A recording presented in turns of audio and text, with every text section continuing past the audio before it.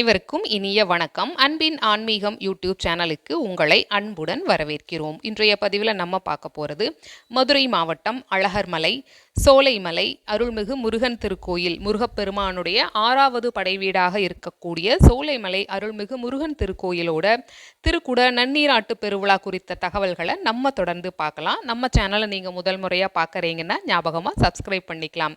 தென்னாடுடைய சிவனே போற்றி எந்நாட்டவர்க்கும் இறைவா போற்றி என்ற திருமுறை வாக்கிற்கிணங்க நம் தென் தமிழகத்தில் மதுரையம்பதி கூடல் மாநகரோட தென் திசையில் திருப்பரங்குன்றமும் வட திசையில் சோலைமலையும் அமைஞ்சிருக்கு.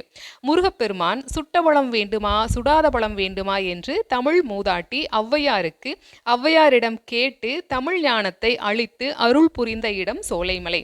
அதனால தான் இங்கு ஸ்தல விருட்சமாக நாவல் மரம் இருக்கு.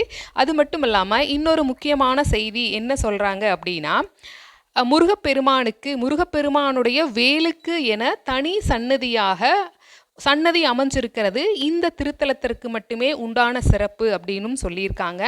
நிகழும் மங்களகரமான ஸ்ரீ பராபவ வருடம் ஆணி மாதம் 21ஆம் நாள் 5/7/2026 ஞாயிற்றுக்கிழமை பஞ்சமி திதியும் சதயம் நட்சத்திரமும் சித்தயோகமும் கூடிய சுபயோக சுபதினத்தில் காலை 5:45 மணிக்கு மேல் 6:30 மணிக்குள் மிதுன லக்னத்தில் அருள்மிகு வித்தக விநாயகர், அருள்மிகு வள்ளி தேவசேனா சமேத சுப்பிரமணியர், அருள்மிகு ஆதிவேல் சுவாமி மற்றும் விமானங்கள் ராஜகோபுரமும் பரிவார மூர்த்திகளுக்கு திருக்குட நன்னீராட்டு பெருவிழா திருவருள் துணையோட சிறப்பாக நடைபெற இருக்குங்கிற தகவலை சொல்லியிருக்காங்க.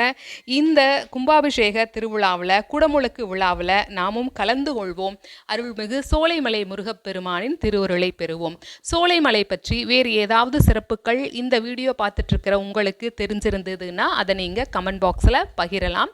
உங்களுடைய ஒவ்வொரு பகிர்வும் இதை பார்க்கக்கூடிய மற்ற அன்பர்களுக்கு உதவிகரமாகவும் இருக்கும். இப்பதிவினை இதுவரைக்கும் முழுமையாக கேட்ட உங்கள் அனைவருக்கும் மிக்க நன்றி.